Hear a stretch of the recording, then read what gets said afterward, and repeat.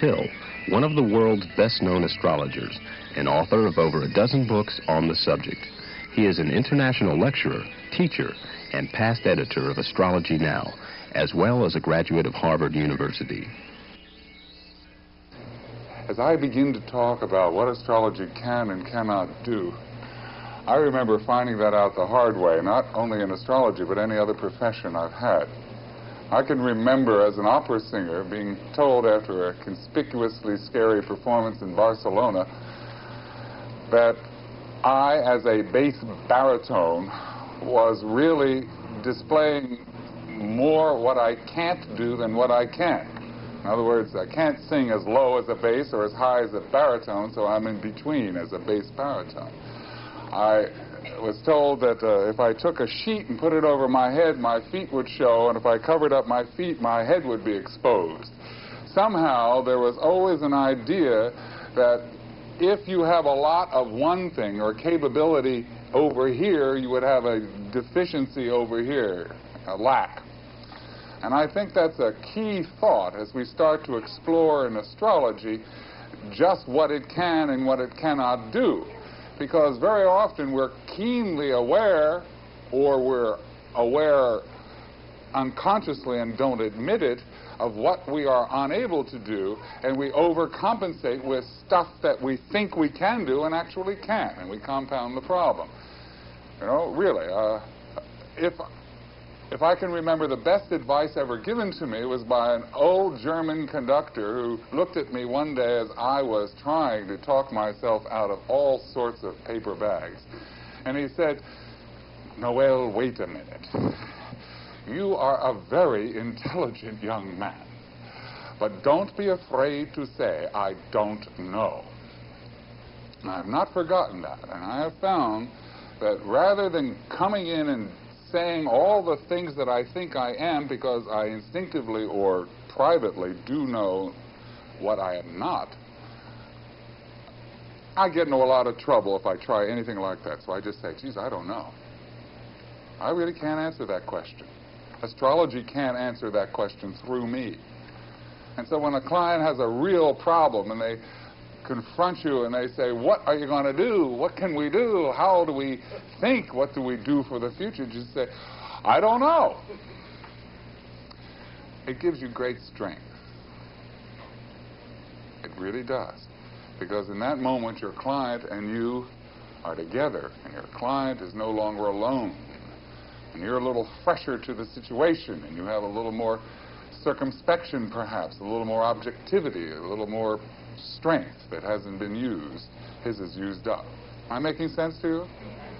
I can't just go down a list from 1 to 1,000 and tell you what astrology can and cannot do, but I want to take 4 sections, one on control, one on values, one on time, and one on relationships. And I'm going to discuss astrology in those 4 areas: control, values, time, relationships. Isn't it fascinating that you go to a cocktail party and somebody says, what do you do? You know, And you say, well, I'm an astrologer. And they say, oh, boy, you know all about me, don't you? Boom. In that instant, a role is cast for what astrology presumably can do. Are you going to say, no, I don't know all about you? You're going to lose business that way. Astrology is going to look pretty weak in the profile of expectation that that person is presenting, you know, because a lot of people feel that way. Make sense to you? Huh? What are you going to say? You're going to say, well, yes, but I use it carefully, and I'm graceful, and I'm not too expensive, so come see me, and my, aren't you handsome? You know, one of those things. It's control, though. They come up to you and they say, I'm afraid of astrology because you're going to tell me what's wrong with me. You're going to tell me how I'm going to end up, and I'm afraid to be coerced that way, and I don't want to know that stuff. Right? Is that what astrology can do? Interesting question. It is not what astrology can do. It's what astrologers do sometimes, as we saw brilliantly portrayed in that skit last night. That was harrowing. I think it should be compulsory listening and learning for everyone. And This talk today is couched for people who are just starting out, including that young baby back there. A natural first motivation in learning astrology is that if I can learn what does control things, I'll be able to change that. I will be able to fix it up. I will be able to control first before I am controlled. Making sense? You see what I'm talking about? It's true. When I first went to study astrology, I had thoughts of control. I had thoughts that, my goodness, when I get this, I am going to make my way in the world with strategy and strength. It was a very Capricornian view. I really got a little Machiavellian about it, and a lot of people do. A lot of introverts feel that by getting into astrology, they're going to find a way to get a little more strength in character presentation to the world. I mean, those things happen. That's human nature. Control yourself. Or I am really out of control. Or who's in control here? These words in our language are shock words. Astrology, is it a control mechanism or isn't it? Astrologers love to imply control.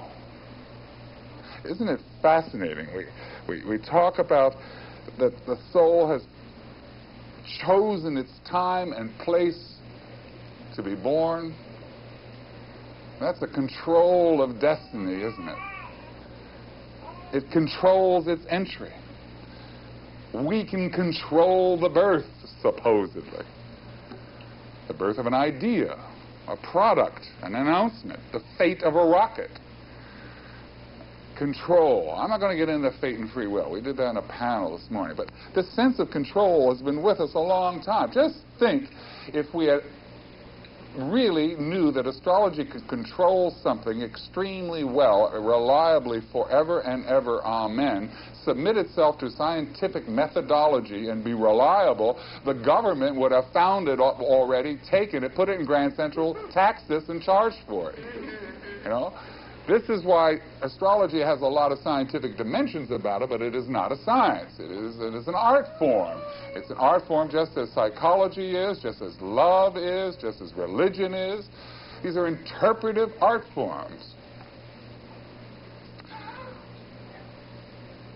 I remember that first day going into the astrology bookstore and saying to a very famous astrologer, well, are you telling me that because a plane crashed, all those people had horoscopes that said, time to go, get out of Dodge? No way, Jose. That is not so. We know that. But the first thought, because our culture has not been able to tell us what an astrologer is, what astrology is supposed to do, the first thought we have that concerns us is control. Control. Control is a very dangerous place to be. But we can really see some stories from the past. For instance, the scribes wrote about Nectanebus. He was a great king. He was a god, the god Ammon. He was a serpent. He was a hawk. He was a magician. And history wraps great mystery around this very powerful man. The elements of nature supposedly obeyed Nectanebus. And the great story is that he is attending the birth of Alexander the Great. Olympia is in labor, and he is holding constraints on the birth of this child so that the heavens could change from portents of effeminate nature and captivity and slavery and all of this to an organization for a world conqueror. And he did so. Olympia finally was allowed to give birth by Nectanebus at a time that he deemed right for this precocious child. 12 years later, Alexander and Nectanebus were strolling along a pathway in the night, having a long, deep talk, as they did often. The pupil was learning guidelines to power from this magical man. When Alexander learned from Nectanebus in this moment that Nectanebus is awaiting death at the hands of his own son, Alexander threw his teacher into a deep pit to foil fate. But then, from Nectanebus, in the throes of death, Alexander learned that Nectanebus indeed was his blood father as well. It's a deep, rich story, the kind of story that only came out of that period in